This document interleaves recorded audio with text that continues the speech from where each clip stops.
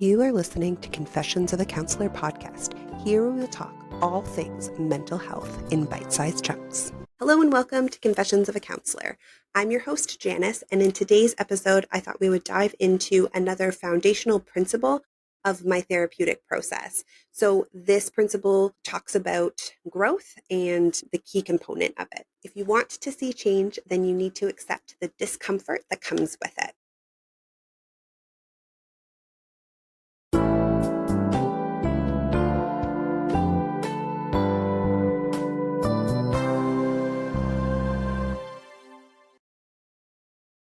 So we all desire to change, and this is something that I see in my practice all the time. Hey, Janice, I want to stop doing X. I want to start doing this routine. Hey, Janice, I've tried everything, but nothing's changing. Hey, Janice, I really want to live this type of lifestyle. Nothing's working. Can you help me? Is something that I hear oftentimes in session. And I think younger therapeutic Janice would give lots of skills and lots of tools and talk about all the ways that we can promote change and what the change process looks like. And these are all still things that I talk about. But the key component that I really like to address is that there's going to be discomfort in the change. So most people will accept the discomfort of the known rather than the discomfort of the unknown. So I will stay stuck where I am because I'm aware of what's happening instead of moving forward into something unknown, but that might be better in the future. So it's really important to kind of notice this difference of, am I keeping myself stuck? Or how am I continuing to do the change process? So one of the things that I talk about is when I drop the ball, when I stop doing this behavior, when I inevitably run out of steam or the excitement is over and I drop the ball, what am I going to do to pick up that habit again? What am I going to do to keep the change going? So I think the easiest example is I often will get clients who want to start like a bedtime routine. So they say like, oh, I'd really love to get into meditation, or I'd love to start journaling before bed. I hear these things are really important, but I've never been able to get it to stick, right?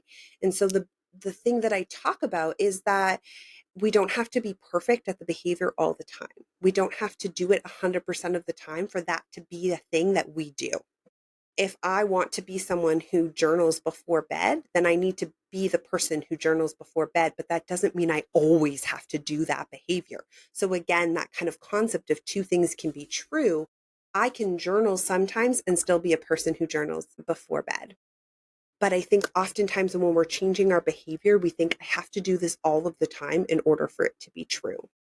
So the silly example that I like to give that I think kind of helps us to understand this perspective is if I didn't brush my teeth one night, I wouldn't say I'm never going to brush my teeth ever again, right? So if I was getting ready for bed and I forgot to brush my teeth one night, or I was really tired and I just chose not to brush my teeth that night, got into bed, went to sleep, the next morning, I wouldn't wake up and say, well, I forgot to brush my teeth, so I'm never going to brush my teeth ever again. Right? I would pick that habit back up. I would continue to do that habit because people brush their teeth, right? I believe that I'm a person who brushes my teeth. And the same is for any new habit. So if I want to believe that I'm a person who journals before I go to bed, then even when I don't do it before bed, I still have to believe that that's and that I am, and then I'm going to continue to pick up that habit. So baby steps, starting small, not overwhelming ourselves, and also acknowledging that there's going to be discomfort in those baby steps. And part of that discomfort is knowing that I'm going to have to pick the habit back up even when I don't want to. So even on the night where I'm like, I really don't want to do this meditation tonight, or I really don't want to journal tonight, maybe I'm going to do it anyways. Or I'm going to say, I'm not going to do it tonight, but I am going to do it tomorrow. So this key piece of change and accepting the discomfort is a part of the process. It's a part of what we need to do in order to understand that change is possible. Is I have to be okay with the discomfort of knowing that I'm not going to do it 100% of the time, that I'm not going to be perfect at it 100% of the time, that it's not always going to be the thing that I do, and I can still be the person who does it. And I have to get okay with that. I have to be okay with the discomfort of not being perfect at it. So clients are often resistant to change because it's uncomfortable. It arises feelings that they have to challenge old patterns, or I have to do something different, or I have to accept that I've struggled with this in the past. But the only way to get through to that new behavior, that new lifestyle, that new thing that I want to do is continue to show up and do the thing, even though I don't want to. Or maybe I do, but I'm just not feeling up for it. So the discomfort might be fear of the unknown. It might be pain of confronting the past, but we have to move through these feelings. I have to acknowledge the feeling, acknowledge the discomfort, and then do the behavior anyways. So it's not about putting ourselves through pain. It's not about punishing ourselves by doing this new behavior, but understanding that discomfort is a necessary part of the change process. We are going to feel discomfort at times. So we need to acknowledge the feeling, we need to normalize the feeling, and then we need to hold ourselves accountable no matter what. So instead of retreating and avoiding it, I'm going to try and lean into the discomfort and take a step forward. And with that, what can I do to validate that feeling, that experience of the discomfort?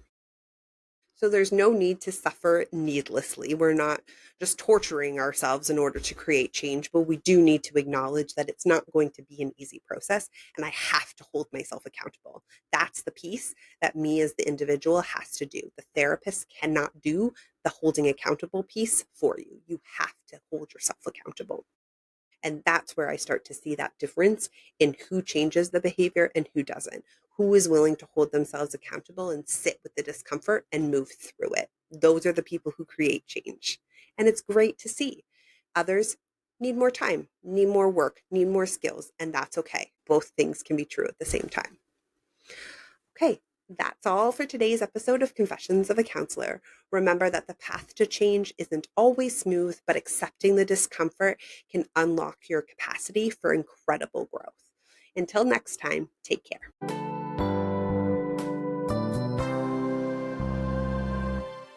I hope you enjoyed today's episode. Confessions of a Counselor podcast is available anywhere you like to listen to your podcasts on Apple and Android. New episodes are released every Friday. If you enjoyed today's episode, please join the conversation. Leave a review or subscribe to the podcast hosted on Spotify. You can find all these details on janicelyons.com. Until next time, take care.